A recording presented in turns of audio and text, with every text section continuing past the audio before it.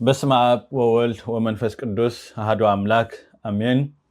ካብ እግዚአብሔር አቦናን ካብ ጎይታና ኢየሱስ ክርስቶስን ጸጋን ሰላምን ይብዛሓልኩም። ኣብ ኩሉ ማዓውዳት ዓለም ኮንኩም ተከታተሉና ዘለኹም ተከታተልትና ከመይ ቀኒኹም ከመይ ኣለኹም? እግዚአብሔር ብምሕረቱ ብፍቅሩ ብለውሃቱ መለኮታዊ ሓለውኡ ሓልዩ ክሳብ ሰዓት እዚኣ ብድሓነ ሰላም ስለ ዝሓለወናን ስለ ዝዓቀበናን ክብርን ምስጋናን ኣምልኾን ውዳሴን ንዘላለም ዓለም ንዝኽርስም ይኹን። ተኸታታሊ ትምህርትና ጀሚርናዮ ዘለና መዝሙር ማርያም ዝብል ወንጌል ሉቃስ ምዕራፍ 1 ካብ ፍቕዲ 46 ለማዓቲ 7ይ ክፋል ክንሪኦ ኢና። ሕጂ እውን እግዚአብሔር መንፈስ ቅዱስ በዚ ቃል እዚ ገይሩ ንኹላትና ክበፅሓና ክምህረና ክምዕደና ቅዱስ ፍቃዱ ይኹን። ብሩኽ ናይ ጾም ሰሙናት ተሕልፉ ክትህልው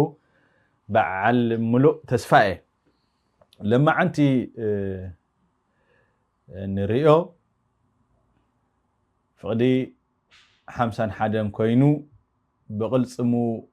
ሓይሊ ገበረ ንዑብያት ብሓሳብ ልቦም ዘረዎም ዝብል ኢና ለማዓንቲ ክንርኢ። ኣብ ዝሓለፈ መበል ሻድሻይ ክፋል ብዛዕባ ምሕረት ኣምላኽ ካብ ወለዶ ናብ ወለዶ ኣብቶም ዝፈርሕዎ ምዃኑ ምሕረት ኣምላኽ ብኦርቶዶክሳዊ ትምህርቲ ሓጢኣት ይቕረ ምባል ጸጋ መሃብ ድሕነት ምፍጻም ንሰብ ናብ ሕብረት ወዲ ኣምላኽ ምምላስ ዝብል ኣገዳሲ ዛዕባታት ርኢና ነርና ኢና ማለት እዩ። ስለዚ ለማዓንቲ ከዓ ብቕልጽሙ ሓይሊ ገበረ ንዑብያት ብሓሳብ ልቦም ዘረዎም ወይ ድማ በተኖም ዝብል እዩ ክኸውን ማለት እዩ። ቅድስት ድንግል ማርያም ክሳዕ እዚ ብዛዕባ ምሕረት ኣምላኽ እያ ትዝምር ማለት እዩ። ኣብዚ ጥቕሲ እዚ ግና ካልእ ገጽ ወይ ባሕሪ ኣምላኽ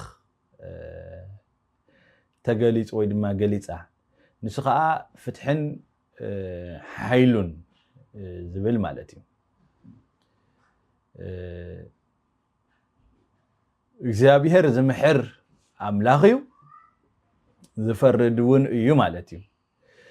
ስለዚ ንሱ ንትሑታት የልዕል ንዑብያት ድማ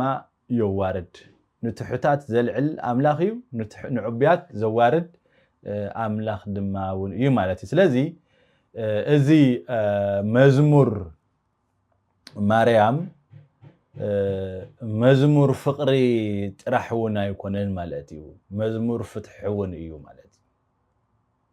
መዝሙር ፍቅሪ ጥራሕ ዘይኮነስ መዝሙር ፍትሒ እውን እዩ ማለት እዩ። እግዚአብሔር ይመስገን።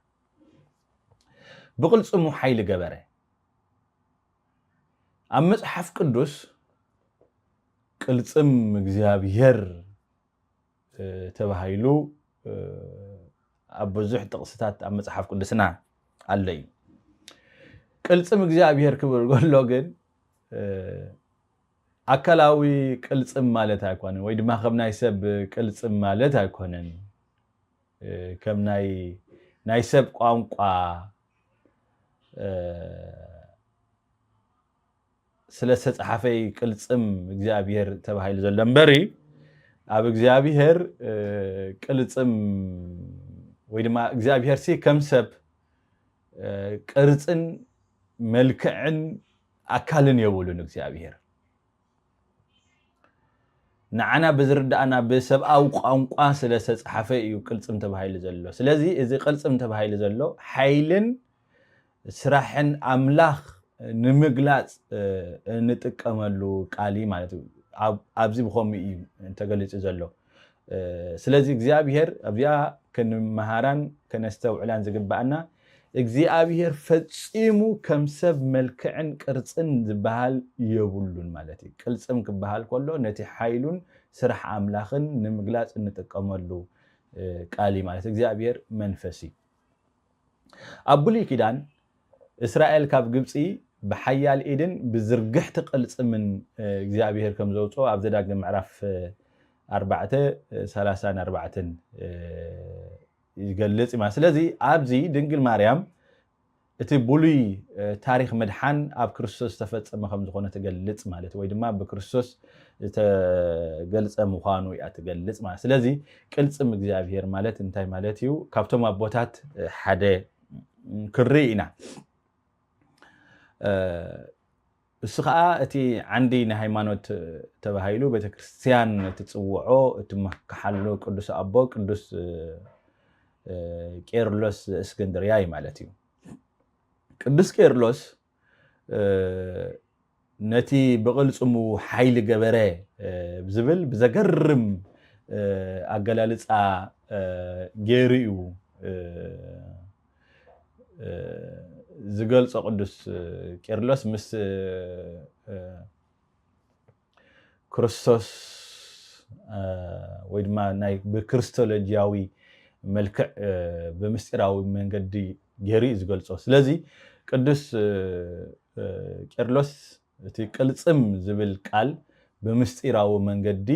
ነቲ ካብኣ ዝተወልደ ቃል ወይ ድማ ሎጎስ ቃል አምላኽ የመልክት ይብል ማለት እዩ እቲዮም ትዕቢተኛታት ማለታ ድማ بتعبت مسمرحيهم زودقو كفاءات أغاننتي إيوم كمون نتوم اتي زسبخ قال أملاخ ويدما استسبك قال أملاخ ويدما ونجل عشنت كوينو مقبال زعبيو طبنيهات غريخ كمون نتوم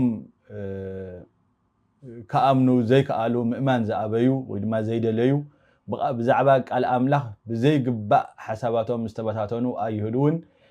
يملكت يبل مالتي نحيالات كاب زفان أوردهم وخب زفاناتهم أوردهم دما نتوم أبصبق منابر كقمتو زدالين كبري زفتون صحافتن فريساويانن يملكت يبل قدوس ቄርሎስ بزياده ግን ካይብል بزياده ግን ትርጉሙ ናብቶም ነቶም ኩፋአት አጋንንቲ ይብል ማለት እቲ ትርጉሙ ንዕብያት ሓሳት ልቦም በተኖም ዝብል ንሳቶም ኣብ ልዕሊ ዓለም ግዛአት ከም ዘለዎም ወይ ድማ ንሰባት ይገዝኡ ከም ዝነበሩ ብኡ ድማ ይምክሑ ከም ዝነበሩ ስለዚ ጎይታና ኢየሱስ ክርስቶስ በመምጽኡ እንታይ ገበሮም ፈሕ አበሎም ማለት ይበተኖም ነቶም ዝተማረኹ ነቶም ኣብ ትሕቲ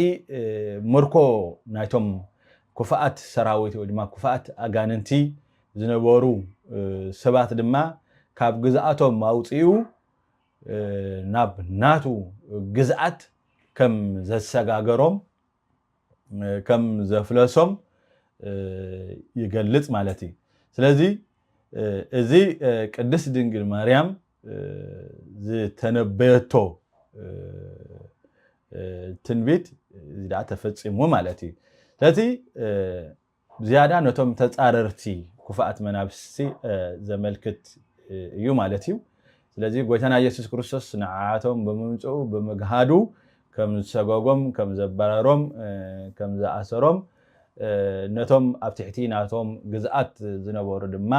فتحو ناب تأزازنتون جزءاتون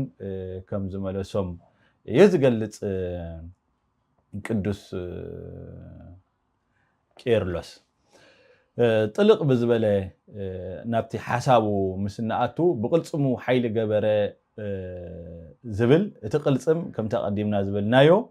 ازي تي ازيو اقداس خفال ناي قدوس كيرلس ترغامي مالتيو ክርስቶስ ሙኻኑ ማለት በምስጢራዊ መንገድ ነቲ ካብአ ዝተወልደ ክርስቶስ ወይ ድማ ቃል አምላኽ ወይ ሎጎስ ሙኻኑ ስለዚ በቅልጽሙ ኃይሊ ገበረ ክብል ከሎ በክርስቶስ ኃይሊ ገበረ እቲ ዛዕበ ክርስቶሎጂያዊ ትርጉም አለዎ ማለት ስለዚ ቅልጽም እግዚአብሔር ክብል ከሎ አምላኽ ከም ሰብ ስጋዊ ቅርጽ ይሃልዮ ማለት ዘይኮነስ አብዚ ኃይሊ ስልጣንን ናይ ድሕነት ተግባርን አምላኽ ዘመልክት ምሳሌያዊ ቃል እዩ ማለት እዩ ስለዚ ከም ዝበልናዮ ቃል አምላኽ ኢሉ ዝትርጉሞ ወይ ድማ ወልድ ኢሉ ዝትርጉሞ ቅዱስ ቄርሎስ ስለዚ ቅድስት ድንግል ማርያም በቅልጽም ኃይሊ ገበረ ክትብል ኮላ አምላኽ ብወዱ ኃይሊ ወይ ድማ ኃይሉ ገለጸ ኃይሊ ገበረ ዝብል ምስጢር ይርከቦ ማለት እዩ ስለዚ ቅድስት ድንግል ማርያም በቅልጽም ኃይሊ ገበረ ክትብል ኮላ እግዚአብሔር አምላኽ ወይ ድማ እግዚአብሔር አቦ ብወዱ በኢየሱስ ክርስቶስ ገይሩ ኃይሊ ገበረ መድሓን ገለጸ ያ ትብል ዘላ ማለት እዩ ቅዱስ ቄርሎስ ዘገርም ነገር ዘቦቕ ነገር ኣብዚ ዝገልጾ እቲ ካብኣ ዝተወልደ ጥራይ ኣይበለን ብጣዕሚ እቶም ቦታት ክትርጉሙ ከለው ጽቡቕ ገይሮም እዮም ብምስትዓል ብምጥንቃቕ እዮም ዝትርጉሙ ስለዚ እቲ ካብኣ ዝተወልደ ጥራሕ ኣይበለን ማለት እዩ እቲ ካብኣ ዝተወልደ ቃል ዝብል አካላዊ ቃል ማለት እዩ ወይ ድማ በቲ አዝዩ ዝገልጾ ቃል ሎጎስ ማለት እዩ ስለዚ እዚ ምስቲ ምህርቱ ብዛዕባ ስጋዊ ቃል አዝዩ ዝሰማማዕ እቲ ካብ ድንግል ማርያም ዝተወልደ ታራ ሰብ ዘይኮነስ እቲ ዘለዓለማዊ ቃል አምላኽ ሎጎስ ሰብ ኮይኑ ካብኣ ከም ዝተወልደ ይገልጽ ማለት ስለዚ እቲ አብ ማህፀና ዝነበረ ህፃን እቲ ቅልጽም እግዚአብሔር ተባሂሉ ብምስጢር ዝግለጽ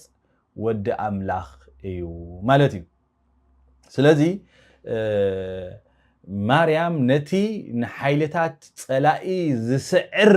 ቅልጽም እግዚአብሔር አብ ማህፀና ጼራቶ ነበረት ክብርን ምስጋናን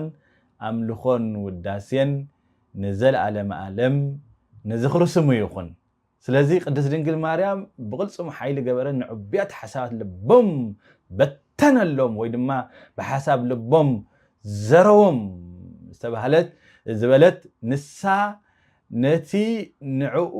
ንዓቶም ክዘርዎም ዝኽእል ኃይሊ ዘለዎ ክእለት ዘለዎ ንኃይልታት ጸላኢ ዝስዕር ቅልጽም እግዚአብሔር ቃል ኢየሱስ ክርስቶስ ወዲ አምላኽ አብ ማህፀና ጼራቶ ነይራ ማለት እዩ ነቶም ብሓሳብ ልቦም ዝዕበዩ ዘረቦም ዝብል ቅዱስ ቄርሎስ ከምቲ አቀዲመ ዝበልኮ ኣብቲ ዝርዝር ሓሳብ ሕጂ ዝዛረብ ዘለኹ በብዙሕ ዝትርጉሞ ኢልና ነርና ስለዚ እቲ አገዳሲ ነቲ ጥቕሲ ናብ ሓደ ታሪኻዊ ኩነት ጥራሕ ኣይውስኖን ማለት እዩ ስለዚ እቲ ቀዳማይ ዝሃቦ ንኣጋንንቲ እዩ ትዕቢት ንውድቀቶም ምክንያት ኮይኑ ንዲያብሎስ ስለዚ ክርስቶስ ብምምጽኡ ነቲ ብትዕቢት ዝተመስረተ ግዝኣቶም ከም ዝሰባበሮ ከም ዝበተኖ ከም ዝዘረቦ የርኢ ማለት እዩ ካልኣይ ጥበበኛታት ግሪክ እዚ ኩሉ ግሪካዊ ወይ ንፍልስፍና ከም ክፉእ ምፍራድ እውን ኣይኮነን ማለት እዩ እቲ ትኩረት ኣብቶም ብሰብኣዊ ጥበቦም ተመኪሖም ንወንጌል ዕሽነት እዩ ኢሎም ዝነጽጉ እዩ ማለት ስለዚ እዚ ምስ ቀዳማይ ቆሮንጦስ ምዕራፍ 1 ካብ ፍቕዲ 18 ክሳብ 25 ዘሎ ሓሳብ ይሰማማዕ ማለት ሳልሳይ ነቶም ዝኣመኑ ኣይሁድ እዩ እዚ እውን ንኩሎም ኣይሁድ ዝፈርድ እውን ኣይኮነን ምክንያቱ ቅዱስ ቄርሎስ ዝዛረበሉ ዝትርጉሞ ዘሎ ነቶም ንክርስቶስ ምቕባል ዝኣበዩን ብዛዕባ ቃል ኣምላኽ ዘይግቡእ ሓሳብ ዝሓዙን ሰባት እዩ ዘመልክት ማለት እዩ እቲ ኣውራ ትርጉም ናይዚ ሓሳብ ግና ስዕረት ሰይጣንን ኣጋንንቱን ምዃኑ እዩ ቅዱስ ቄርሎስ ዝስሕቦ ማለት እዩ ስለዚ እቲ ናይ ኣጋንንቱ ትርጉም ናብ ሓሳብ ጥቕሲ ናብኡ ዝቐረበ ሓሳብ ከም ዝኾነ ዝያዳ ሞር ዝብሎ ወረብቲ ናይ እንግሊዘኛ ማለት ስለምንታይ ምምፃእ ክርስቶስ ሓደ ካብ ዓበይቲ ትርጉሙ ማለት እዩ ምግላጽ ናይ ክርስቶስ ወይ ድማ ክርስቶስ ሰብ ናይ ምዃን ምስጢሩ ማለት ሓደ ካብቲ ግዛኣት ዲያብሎስ ንኸፍርሲ ማለት እዩ ወዲ ሰብሲ ነዚ ተገልጸውን ኢሉሎ ማለት እዩ ምኽሪ ናይ ጸላኢ ኸፍርስ ዕርዲ ናይ ጸላኢ ከፍርስ ስልጣን ናይ ጸላኢ ከፍርስ እዩ እቲ ቀዳማይ ወይ ድማ ቀዳማይ ዘኮነስ ሓደ ካብቲ ሰብ ዝኾነሉ ምስጢር ንዲያብሎስ ምእንቲ ክስዕር እዩ ክርስቶስ ንዓለም ከድሕን ከድሕን ከሎ ንዓለም ከድሕን ክመጽእ ከሎ ንሰይጣን ጥራሕ ይሰዓሮ እንታይ ደኣ ነቶም ኣብ ትሕቲ ግዛኣቱ ዝነበረ ወዲ ሰብ እውን እንታይ ገይርዎ እዩ ፈቲሕዎ እዩ ወይ ድማ ካብቲ ናይ ዲያብሎስ ግዛኣት ናብ ሓርነቱ ኣሰጋጊርዎ እዩ ማለት እዩ ነቶም ኣብ ትሕቲ ምርኮ ዝነበሩ ሰባት ካብ ምርኮ ዲያብሎስ ኣውፂኡ ናብ ተኣዛዝነቱ ናብ ሓርነት ናብ ናጽነት ክርስቶስ ኣሰጋጊርዎም እዩ ማለት እዩ እዚ ድማ ምስ ቆሎስየ ምዕራፍ 1 ፍቕዲ 13 ዘሎ ይመሳሰል ካብ ስልጣን ጸልማት ኣውፂኡ ናብ መንግስቲ ፍቁር ወዱ ኣሰጋገረና ከም ዝበለ ቅዱስ ጳውሎስ ካብዚኣቶም እዩ ማለት እዩ ካብ ስልጣን ጸልማት በቃ ካብ ጸልማት ካብ ዝዓዘቕቲ እዚ ኣውፂኡ ናብ መንግስቲ ፍቁር ወዱ ኣሰጋገረና ኢላ ክንደይ ጥዕም እዚ መዝሙር ማርያም ፋሕ ኣበሎም ወይ ድማ ዘረዎም ዝብል ከንታይ እዩ እዚ ብጂኦግራፋዊ መልክዕ ምብታን ኣይኮነ ማለት እዩ እንታይ ማለት እዩ ፋሕ ኣበሎም ብሓሳብ ልቦም ዘረዎም በታተኖም ክብል ከሎሲ ሓይሎም ሰባበረ ስልጣኖም ኣፍረሰ ግዛኣቶም ኣፍረሰ ነቶም ዝማርኽዎም ድማ ፈትሐ ማለት እዩ እምበር ኣብ ሓደ እኩብ ውሱን ቦታ ነይሮምሲ በቃ ናብ ዝተፈላለየ ምዕራብን ምብራቅን ሰሜንን ደቡብን ፋሕ ኣበሎም ማለት ኣይኮነ እንታይ ደኣ ነቲ ዝነበሮም ሓይሊ እንታይ ገበረ ኣድከመ ሰባበረ ሕጂ ኣብዚ ዘመን እዚ ከምቲ ኣብ ብሉይ ኪዳን ዲያብሎስ ንሰይጣን ሰባት ዝኣስሮም ዝነበረ ዝሕይሎም ዝነበረ ሎሚ ከምኡ ኣይኮነን ማለት እዩ ምክንያቱ ክርስቶስ ብደሙ ብስጋዊኡ ብምድሓኑ ብተበጃውነቱ ንሰብ እንታይ ገይርዎ እዩ ማለት እዩ ናፃ ኣውፂዎ እዩ ውሉድ ኣምላኽ ገይርዎ እዩ ማለት ስለዚ ኣብ ልዕሊ ዲያብሎስ ኣብ ልዕሊ ኣጋንንቲ ስልጣንን ሓይልን ኣለና ማለት ስለዚ ብሓሳብ ፋሕ ኣበሎም ዘረዎም ክብል ከሎ ሓይሎም ኣድከመ ስልጣኖም ኣፍረሰ ግዛኣቶም ኣፍረሰ ነቶም ዝማርኽዎም ድማ ፈትሐ ማለት እዚ እቲ ናይ ክርስቶስ ዓወት ማለት እዩ ስለዚ ማግኒፊካት መዝሙር ማርያም ምስጋና ጥራሕ ዘይኮነስ መዝሙር ዓወት እውን እዩ ማለት እዩ ትዕቢት ናይ ሰይጣን መንገዲ እዩ ትሕትና ድማ ናይ ማርያም መንገዲ እዩ ኣብዚ ክንርኢ ማለት እዩ ቅድሚ እዚኣ ብቕልጽሙ ሓይሊ ገበረ ንዑብያት ድማ ሓሳብ ልቦም በተኖም ወይ ድማ ብሓሳብ ልቦም ዘረዎም ፈሓበሎም ዝብል ቅድስት ድንግል ማርያም ቅድማ እንታይ ኢላ ትሕትና ባሪኡ ርዩ ኢላ ማለት እያ ትሕትና ባሪኡ ርዩ ኢላ ስለዚ ድሕሪኡ ትሕትና ባሪኡ ምስ በለት ንዑብያት ብሓሳብ ልቦም በተኖም ወይ ድማ ነቶም ዝዕበዩ ዘረዎም ፈሓበሎም እያ ትብል ቅድስት ድንግል ማርያም ስለዚ ኣብዚ እቲ ምንጽጻሩ ሰይጣን ብትዕቢት ወደቀ ድንግል ማርያም ድማ ብትሕትና ክብሪ ረኸበት ኣብዚ ሓለፈ ጽቡቕ ጌርና ተዛሪብና ኢና ብዛዕባ እዚ ማለት ስለዚ እቲ ትዕቢተኛ ኣነ ይብል እቲ ትሑት ግና ማርያም ግና መን ትብል እግዚአብሔር መስገን እቲ ዕቡይ ኣነ ይብል በኣንነት ዝተኸበን ዝተባዓጠኒ ማለት እቲ ትሑት ከም ማርያም ዝኾነ ድማ እግዚአብሔር ይብል ማለት እዩ እቲ ትዕቢተኛ ንርእሱ ክዕቢ ይደሊ ማርያም ግና ነፍሰይ ንእግዚአብሔር ተዕብዮ ትብል ማለት እዚ እዩ ስለዚ እቲ መሰረታዊ ፍልሊ ማለት እዩ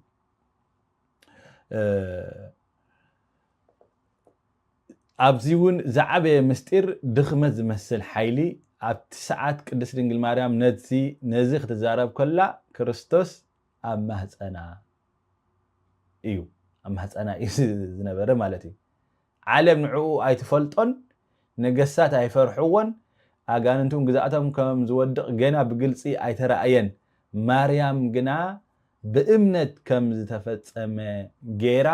ሓይሊ ገበረ ፋሕ ኣበሎም ዘረዎም ኢላ ማለት እዩ ዝገርም እዩ ስለዚ እዚ መዝሙራ ትንቢታዊ መዝሙር እውን ማለት ክርስቶስ ኣብ ማህፀና ከሎ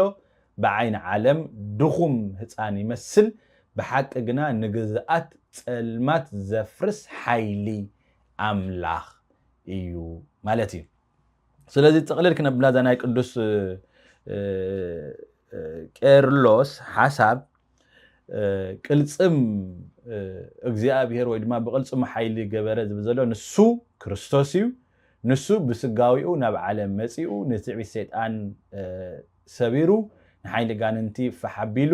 ነቶም ብጸልማት ወይ ድማ ኣብ ጸልማት ዝተማረኹ ወይ ድማ ብጸልማት ዝተማረኹ ፈቲሑ ካብ ገዛኣት ጸላኢ ናብ መንግስቱ ኣሰጋጊሩ እቲ ሰይጣን ብትዕቢት ዝሰኣኖ ነገር ቅድስት ድንግል ማርያም በትሕትና ተቐቢላቶ እቲ ትዕቢት ዘፍርሶ ትሕትና እቲ ትዕቢት ዘፍርስ ትሕትና ድማ ናብ ኣምላኽ የቕርብ ማለት ትዕቢት የፍርሰካ ትሕትና ከዓ ናብ ኣምላኽ የቕርበካ ማለት እዩ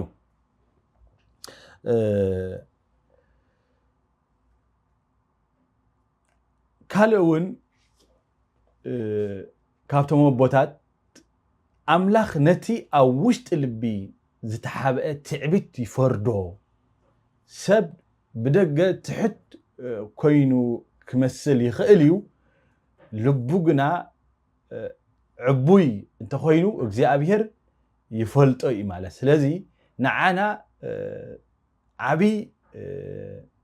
መጠንቀቕታ እዩ ማለት እዩ ኣብዚ ከነስተውዕሎ ዝግባአና ምክንያቱ እታ ሓሳብ እንታይ እትብል ዘላ መሲልኩም ነስተውዕለላ እሞ ክቡራተይ ንዕቡያት ብሓሳብ ልቦም ዘረዎም እያ ትብል ንዕቡያት ብሓሳብ ልቦም ዘረዎም እያ ትብል ስለዚ ኣብዚ ክነስተውዕለላ ዘለና ቅድስት ድንግል ማርያም ብቃሎም ኣይኮነትን ኢላ ወይ ብግብሮም ኣይኮነን ኢላ እንታይ ደኣ ኢላ ሓሳብ ልቦም ብሓሳብ ልቦም እያ ኢላ ትገርም እያ ኣነ እውን ሕጂ ዝሰውዕለላ ዘለኹ ብሓሳብ ልቦም ዘረዎም ስለዚ ብቃሎም ኣይኮነን ብግብሮም ኣይኮነን ማለት እዩ ሓሳብ ልቦም ኣምላኽ ቅድሚ ግብሪ ልቢ ይዝርኢ ትዕቢት ኣብ ልቢ ዝጅምር ወይ ድማ ካብ ልቢ ዝጅምር ድሕሪኡ ብቃልን ብግብርን ይፍጸም ወይ ድማ ኣብ ቃልን ግብርን ይወጽእ ማለት እዩ ስለዚ መጀመርታ ትዕቢት ኣብቲ መሰረት ካብቲ ምንጪ ካብ ልቢ ማለት እዩ ድሕሪኡ ብቃልን ብግብርን ይግለጽ ማለት እዩ ስለዚ ሓሳብ ልቦም ዘረቦም ዝበለት ነዚ ከምቲ ሓደ ቦይሎ ስለዚ ንዓና እዚ ዓቢ መጠንቀቕታ እዩ ሰባት ንግብርና እዮም ዝርእዩ ኣምላኽ ግና ንልብና እዩ ዝርኢ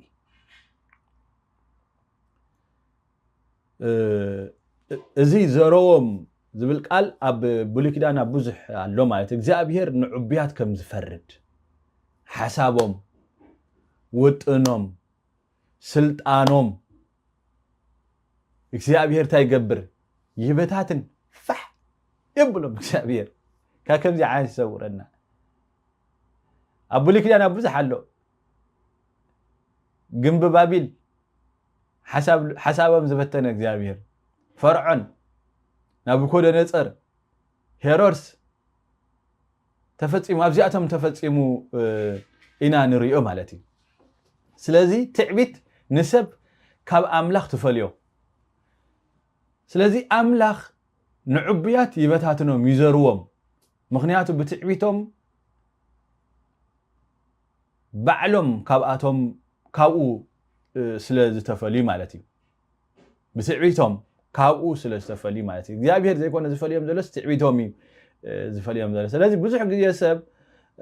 ሰባት ኣምላኽ ቀፂዕኒ ይብሉ ማለት እዩ ኣብ ብዙሕ ጉዳያት ግና ትዕቢት ባዕላ እያ ካብ ኣምላኽ ትፈልየና ትዕቢት ባዕላ እያ ካብ ኣምላኽ ትፈልየና እግዚአብሔር ኣይርሕቕኒ ብግዲ ኣይርሕቕኒ እግዚአብሔር ልቢ ዕቡይ ግና ፀጉኡ ኣይቅበልኒ ልቢ ዕቡይ ፀጋ እግዚአብሔር ኣይቅበልኒ ትዕቢትን ትሕትናን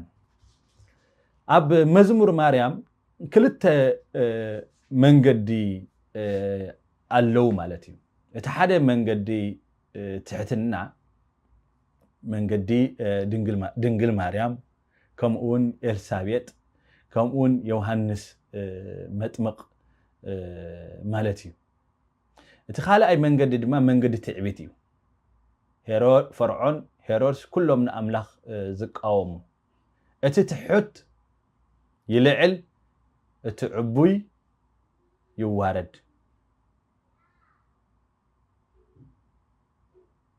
እቲ ትሑት ይኸብር እቲ ዕቡይ ይሓስር ስለዚ እዚ ኣብ መላእ ወንጌል ዝተደጋገመ ሓቂ እዩ ማለት እዩ ትዕቢት ስር ኩሉ ጥፍኣት እዩ ማለት እዩ ከምቲ ሰይጣን ብትዕቢት ዝወደቀ ሰብውን ብትዕቢት ካብ ፀጋ እንታይ ገብር እዩ ይወድቕ እዩ ማለት እዩ ስለዚ ሎሙን ህይወትና ክንፍትሻ ይግባአና ኣበይ ኣለና ዝብል ብቕልጽሙ ሓይሊ ገበረ ንዑብያት ብሓሳብ ልቦም ዘረዎም በተኖም ዝብል ኢና ለማዓንቲ ንመሃር ዘለና ስለዚ ነፍስና ሲ ኣበይ ኢና ዘለና ዝብል ከቢድ ሕቶ ክንሓትት ይግባአና ነፍስና ክንምርምር ይግባአና ትዕቢት ኣበይ ኣላ ኣበይ ኣላ ሎሚ ትዕቢት ሲ ኣበይ ዘላ ኣብ ፍልጠተይ ድያ ዘላ ኣብ ኣገልግሎተይ ድያ ዘላ ኣብ ሃብተይ ድያ ዘላ ኣብ መንፈሳውነተይ ድያ ዘላ ክንብል ይግባአና ክንሓትት ይግባአና ማለት እዩ እቲ ዝኸፍአ ትዕቢት መንፈሳዊ ትዕቢት እዩ ዝኸፍአ ትዕቢት መንፈሳዊ ትዕቢት እዩ እቲ ካብ ካልኦት ይበልጽ እየ ዝብል ሓሳብ ንልቢ እንታይ ገብራ የጥፍእ ንልቢ የጥፍእ ድንግል ማርያም ግና ከምኡ ኣይበለትን ድንግል ማርያም كم يبلت انتاي دا الله إلى دنجل مريم نتحتنا بارئو رئيه يعني وردت بارئو رئيه سلازي تحتنا نابس أجات مرحكة تعبيت كأ كابس أجا تفليكا تحتنا نابس أجا تمرحكة تعبيت جنا كابس أجا تفليكا ما سلازي كابس أجا مأنتي كين فله كابس أجا مأنتي خين فله تحت كنبل يقبأنا مالتي سلازي إذا تقصدي نحيلي أملاخ ترى يجلسن تايدا أبلب بسبب السرح فرد أملاخون يجلس إخزيابيهر بتعبيت نزت مل لبي أي بارخوني إتي بتحتنا استخفت لبجنا بتسجؤوا إخزيابيهر